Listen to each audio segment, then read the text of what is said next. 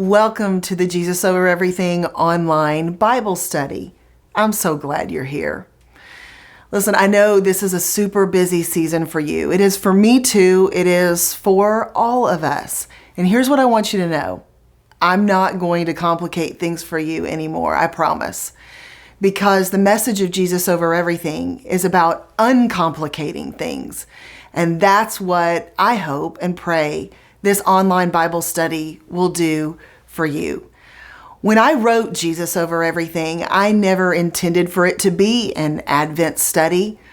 But as I have begun to think and pray about this study and get so excited about you who will do it, I began to realize how very vital and crucial it is for the Advent season, how very important it is for us to put Jesus over everything, because truly it is the way we uncomplicate our lives. And so I'm so excited that we get to do this study over Advent, the most precious season. I'm really, truly honored to get to do it with you, to help us refocus, not on things, but on the reason for this season, the reason for always, the reason for our lives, the reason for what matters the very most. Colossians 1:17 is the anchoring verse of Jesus Over Everything. He is before all things, and in him all things hold together. There is nothing that we need more right now than to know that he holds all things together. When Jesus came, the world was desperate. When he came as a baby, when he came all those thousands of years ago, the world was desperate, and the world is desperate now. We are desperate every single day of our lives. I'm desperate. You're desperate. We're hungry for the Messiah. We're hungry for Jesus. And we're not only desperate, but we're weary. We're weary every single day. We feel weary to the bone. I say in the book, Jesus Over Everything, this: the priority of Jesus brings order to the chaos of our lives, a job only he is big enough to do. Can I just be honest for a minute? God is the only one who can fix this world. He's the only one that can fix me. He's the only one that can fix you. The weariness of this world, the weariness of me, the weariness of you, the weariness of pastors, the weariness of churches, the weariness of neighbors and schools and teachers, the list could go on and on and on. Friends, good news, joy to the world. The Lord is come. Okay, let me get really down to it.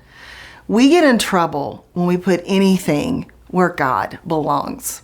Over the next 6 sessions, here's what I promise. I promise not to make things more complicated for you. I already told you I'm not going to do that. But in your downloads, you received a card that says Jesus and has a line, and then there's a blank space under it.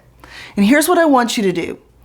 Each week, while you're in this study, I want you to take that card. I want you to, after you've printed it out, I want you to write under it one thing that is burdening you.